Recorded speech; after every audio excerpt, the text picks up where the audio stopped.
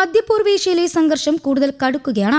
അമേരിക്കയും ഇറാനും തമ്മിലുള്ള ഏറ്റുമുട്ടൽ പുതിയ ഘട്ടത്തിലേക്ക് കടന്നിരിക്കുകയാണ്. വടക്കൻ ഇറാഖിൽ ഒരു ഇറാനിയൻ ഡ്രോണിന്റെ അവശിഷ്ടങ്ങൾ നിർവീര്യമാക്കുന്നതിനിടെ ഒരു അമേരിക്കൻ സൈനികൻ കൊല്ലപ്പെട്ടതോടെയാണ് സ്ഥിതി വീണ്ടും ഗുരുതരമായത്.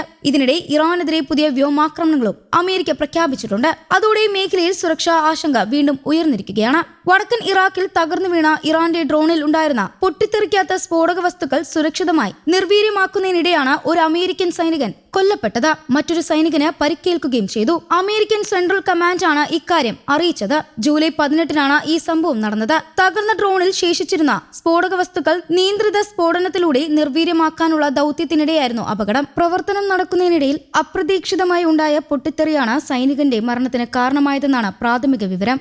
പരിക്കേറ്റ സൈനികന്റെ നില ഗുരുതരമല്ല എന്ന് അമേരിക്ക അറിയിച്ചു. ചികിത്സ തുടരുകയാണെന്നും ആരോഗ്യനില തൃപ്തികരമാണെന്നും അധികൃതർ വ്യക്തമാക്കി. കൊല്ലപ്പെട്ട സൈനികന്റെ പരിക്കേറ്റ സൈനികന്റെ പേരുകൾ ഇതുവരെ പുറത്തുവിട്ടിട്ടില്ല. കുടുംബങ്ങളെ ആദ്യം വിവരം അറിയിക്കണമെന്ന നടപടിക്രമം പൂർത്തിയാക്കുന്നതുവരെ വിവരങ്ങൾ രഹസ്യമായി സൂക്ഷിക്കുമെന്ന് അമേരിക്കൻ സൈന്യം അറിയിച്ചു. ഈ സംഭവത്തോടെ കഴിഞ്ഞ 5 മാസമായി തുടരുന്ന ഈ യുദ്ധത്തിൽ കൊല്ലപ്പെട്ട അമേരിക്കൻ സൈനികരുടെ എണ്ണം 17ആയി ഉയർന്നു. സംഘർഷം നീണ്ടുപോകുന്നതിനൊപ്പം അമേരിക്കൻ സേനയ്ക്കും വലിയ നഷ്ടമാണ് നേരിടേണ്ടി വരുന്നത്. അതേസമയം ഇറാനെതിരെ പുതിയ വ്യോമാക്രമണങ്ങൾ ആരംഭിച്ചതായും അമേരിക്കൻ സെൻട്രൽ കമാൻഡ് അറിയിച്ചു. ഹോർമൂസ് കടലിടുക്കിലൂടെ സഞ്ചരിക്കുന്ന വാണിജ്യ കപ്പലുകളെയും സാധാരണ നാവികരെയും ആക്രമിക്കാൻ ഇറാൻ ഉപയോഗിക്കുന്ന സൈനിക സംവിധാനങ്ങളെയാണ് ലക്ഷ്യമിടുന്നതെന്ന് അമേരിക്ക വ്യക്തമാക്കി. ലോകത്തിലെ ഏറ്റവും പ്രധാനപ്പെട്ട കടൽപാതകളിലൊന്നാണ് ഹോർമൂസ് കടലിടുക്ക്. ലോകത്തിന്റെ പല ഭാഗങ്ങളിലേക്കും എണ്ണയും വാതകവും എത്തിക്കുന്ന പ്രധാന വഴിയാണിത്. ആയതിനാൽ ഈ മേഖലയിലെ ഏത് ആക്രമണവും അന്താരാഷ്ട്ര വ്യാപാരത്തെയും എണ്ണവിലയും നേരിട്ട് ബാധിക്കാനുള്ള സാധ്യതയുണ്ട്. ഇറാന്റെ ആക്രമണശേഷി കുറയ്ക്കുക എന്നതാണ് പുതിയ സൈനിക നടപടിയുടെ ലക്ഷ്യമെന്ന് അമേരിക്ക പറയുന്നു. അന്താരാഷ്ട്ര കപ്പൽ ഗതാഗതം സുരക്ഷിതമാക്കാനാണ് ഈ നടപടികളെന്നും അമേരിക്കൻ സൈന്യം വിശദീകരിച്ചു. ഇതിനിടെ അമേരിക്കൻ പ്രസിഡന്റ് ഡൊണാൾഡ് ട്രംപും പ്രതികരിച്ചു. ഇറാനെ വീണ്ടും ശക്തമായി ആക്രമിച്ചതായി അദ്ദേഹം അറിയിച്ചു. എന്നാൽ ആക്രമണത്തിന്റെ കൂടുതൽ വിവരങ്ങൾ അദ്ദേഹം പുറത്തുവിട്ടിട്ടില്ല. ഇതിനൊപ്പം ഇറാനിലെ പല ഭാഗങ്ങളിലും സ്ഫോടന ശബ്ദങ്ങൾ കേട്ടതായി റിപ്പോർട്ടുകൾ പുറത്തുവന്നു. തെക്കുകിഴക്കൻ നഗരമായ ചെമ്പഹാറിൽ നിരവധി സ്ഫോടനങ്ങൾ ഉണ്ടായതായി ഇറാനിലെ മെഹർ വാർത്താ ഏജൻസി റിപ്പോർട്ട് ചെയ്തു. ചെമ്പഹാറിന് സമീപമുള്ള കൊണാർക്ക് നഗരത്തിൽ വ്യോമ പ്രതിരോധ സംവിധാനം സജീവമാക്കിയതും റിപ്പോർട്ടുകളിലുണ്ട്. എന്നാൽ അവിടെ എന്താണ് സംഭവിച്ചതെന്നോ എത്രത്തോളം നാശനഷ്ടം ഉണ്ടായെന്നോ ഇറാൻ ഔദ്യോഗികമായി വിശദീകരിച്ചിട്ടില്ല.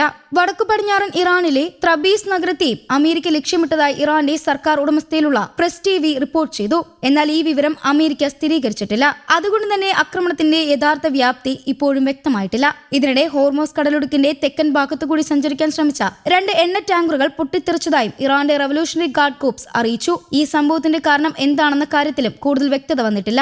മേഖലയിൽ സുരക്ഷാ ഭീഷണി ഉയരുന്നതിനിടെ ബഹ്റിനിലെ അമേരിക്കൻ എംബസിയും മുന്നറിയിപ്പ് നൽകി. മധ്യ മനാമയിലെ ചില പ്രദേശങ്ങൾ ലക്ഷ്യമിട്ട് ആക്രമണ സാധ്യത ഉണ്ടെന്ന വിവരം ലഭിച്ചിട്ടുണ്ടെന്നാണ് എംബസി അറിയിച്ചത്. ബഹ്റിനിൽ കഴിയുന്ന എല്ലാ അമേരിക്കൻ പൗരന്മാരും അതീവ ജാഗ്രത പാലിക്കണമെന്നും പ്രാദേശിക ഭരണകൂടത്തിന്റെ നിർദ്ദേശങ്ങൾ കൃത്യമായി പാലിക്കണമെന്നും എംബസി ആവശ്യപ്പെട്ടു. സുരക്ഷാ നിർദ്ദേശങ്ങൾ ഇടയ്ക്കിടെ പരിശോധിക്കണമെന്നും അനാവശ്യ യാത്രകൾ ഒഴിവാക്കണമെന്നും അറിയിച്ചിട്ടുണ്ട്. അതേസമയം ഏറ്റവും പുതിയ വ്യോമാക്രമണത്തിൽ ഏത് സ്ഥലങ്ങളെയാണ് കൃത്യമായി ലക്ഷ്യമിടുന്നതെന്ന് അമേരിക്ക സെൻട്രൽ കമാൻഡ് ഇതുവരെ വെളിപ്പെടുത്തിയിട്ടില്ല. സൈനിക നടപടികൾ ഇപ്പോഴും തുടരുന്നതിനാൽ വിശദാംശങ്ങൾ പുറത്തുവിടാൻ കഴിയില്ല എന്നാണ് അവരുടെ വിശദീകരണം. അന്താരാഷ്ട്ര കപ്പലുകൾക്ക് ഭീഷണിയാകുന്ന ഇറാന്റെ സൈനിക സംവിധാനങ്ങൾ ദുർബലപ്പെടുത്തുകയാണ് ഈ നീക്കത്തിന് പ്രധാന ലക്ഷ്യമെന്നും അമേരിക്ക ആവർത്തിക്കുന്നു. എന്നാൽ ഈ നടപടികൾ മേഖലയിലെ സംഘർഷം കൂടുതൽ ശക്തമാകുമെന്ന ആശങ്കയും ഉയരുന്നുണ്ട്. അമേരിക്കയും ഇറാനും തമ്മിലുള്ള സംഘർഷം ഓരോ ദിവസവും പുതിയ സംഭവങ്ങളിലേക്ക് നീങ്ങുകയാണ്. സൈനിക നടപടികളും പരസ്പര ആക്രമണങ്ങളും തുടരുന്നതിനാൽ സ്ഥിതി കൂടുതൽ സങ്കീർണമാക്കുമോ എന്ന ആശങ്ക ലോകരാജ്യങ്ങൾ പങ്കുവയ്ക്കുന്നു. എണ്ണവില മുതൽ അന്താരാഷ്ട്ര വ്യാപാരം വരെ ഈ സംഘർഷത്തിന്റെ പ്രത്യാഘാതം എത്താൻ സാധ്യതയുള്ളതിനാൽ ലോകം മുഴുവൻ സംഭവവികാസങ്ങൾ ശ്രദ്ധയോടെ നിരീക്ഷിക്കുകയാണ്. ഒരു സൈനികന്റെ മരണവും പുതിയ വ്യോമാക്രമണങ്ങളും വീണ്ടും തെളിയിക്കുന്നത് മധ്യപൂർവേഷ്യയിലെ സ്ഥിതി ഇപ്പോഴും അതീവ സംഘർഷഭരിതമാണെന്നാണ്. ഓരോ ദിവസവും പുതിയ സംഭവങ്ങൾ പുറത്തുവരുമ്പോൾ ആശങ്കയും കൂടുകയാണ്. ഈ ഏറ്റുമുട്ടൽ കൂടുതൽ രാജ്യങ്ങളിലേക്ക് വ്യാപിക്കുമോ അല്ലെങ്കിൽ നയതന്ത്ര ചർച്ചകളിലൂടെ ശാന്തതയിലേക്ക് മടങ്ങുമോ എന്നതാണ് ഇനി ലോകം ഉറ്റുനോക്കുന്നത്. News desk Kerala Kaumudi.